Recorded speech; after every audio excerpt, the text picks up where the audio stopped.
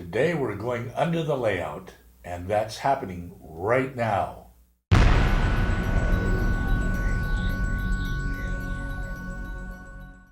I'm Roy Smith. Thank you for joining me today as I go under the layout. What's under there? Well, we're going to find out in today's layout update. As I do this, remember that I upload Dispatch, the weekly show for model railroaders, on Tuesday nights, and layout updates on Saturdays. So if you're into model railroading, be sure to subscribe and hit the notification bell if you haven't already done it. Now then, what's under the layout? Tools and boxes of train stuff? Well, maybe so, but there are two other things under there that I want to talk about today. What are they? Benchwork and wiring, of course. Without benchwork, you probably wouldn't have a layout. And without wiring, your trains probably wouldn't run. Today I'm going to take a break from the renovation at Evanston to do some much needed work under the layout. I've got a bunch of wiring to do, or to redo, under there. There's a bunch of drop feeders just hanging down because I never got around to connecting them in the past. And there's a lot of new ones because of changes I've made in the track arrangement, such as the changes at Evanston. I want to show you what I've done under the layout in preparation for wiring that I have to do. I knew that I couldn't put it off any longer when trains wouldn't run on certain segments of track in the Evanston area during a visit by John Grady, my friend from Texas, a couple of weeks ago. Trains wouldn't run in those segments of track because I still hadn't connected some of the drop feeders. In fact, you can see drop feeders and turnout wires hanging down just about everywhere under the layout. John, if you're out there somewhere watching this, I'm fixing that problem. But before we go under the layout, let me show you where we left off in the renovation of the Evanston area. An empty eastbound coal train passes through Evanston on its way back to the Powder River Basin coal fields in eastern Wyoming. I still have a lot of work to do here.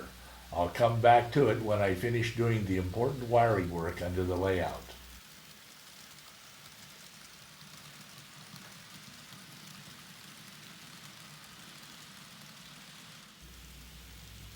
The coal train now crosses Green River just before arriving at the west end of the yard in the town of Green River.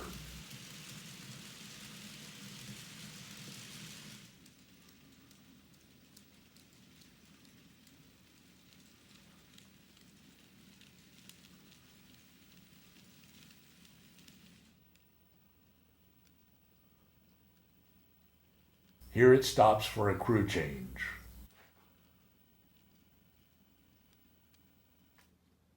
While waiting for the crew change, let's go under the layout because I want to show you what I've done there in preparation for wiring that I have to do. This, of course, is my main staging yard directly under Green River, and below that is a workbench.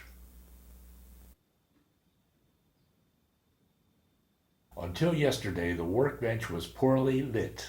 Trying to do wiring or anything else under there was like working in the dark. I did install this lamp above the workbench some time ago, but it didn't help very much. Well, all of that changed yesterday when I installed a 15-foot string of LED lights under this part of my layout. Suddenly, I discovered a whole new world that had been lurking in the dark under there. At long last, I could see what I was doing. Now that I could see what I was doing, I added a 1 by 3 inch strip of wood to this part of the layout.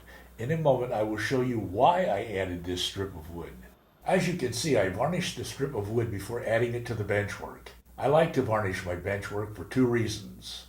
First, the layout is inside the house, so I want it to look like nice furniture. Second, and more importantly, varnishing the wood here in the tropical climate of Panama helps to seal it from the termites which threatened to turn my layout into a little pile of dust. You can see that I've added the strip along the entire length of this part of my benchwork, but I have to add it way down there at the eastern end of the layout and under the eastern helix. We model railroaders normally install our wiring directly under the plywood subroad bed or on the supports for the subroad bed. So why did I add this strip of wood to the benchwork instead?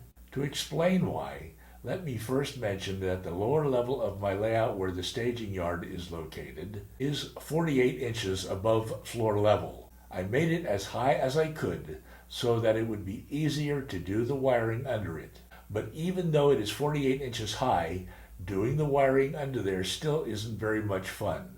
I thought I had two choices. I could kneel on the floor to do the wiring, or I could sit in a chair to do it, but I would have to bend my neck to see what I was doing under there. You can see these terminal barrier strips for the drop feeders that I installed a long time ago.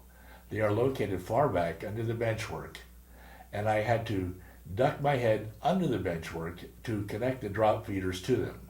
Well, I can tell you that I'm getting too old for that kind of crap. Am I allowed to say crap on YouTube? But there is a better way to do things, and that better way is to install the terminal barrier strips on this strip of wood. I can do it without having to duck my head under the layout because the wood strip is easy to see and to reach while sitting in my chair. And thanks to the bright LED lights, I can actually see what I'm doing.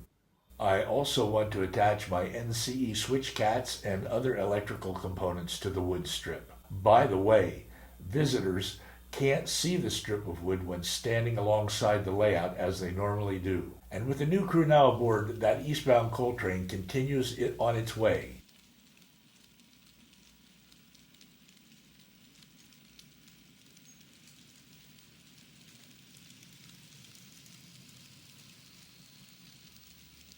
And meanwhile, a yard crew is hard at work classifying cars.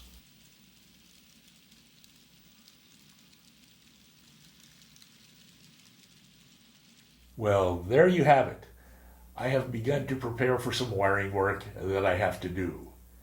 I've installed a 1x3 inch strip of wood where I will put the terminal barrier strips and other electrical components.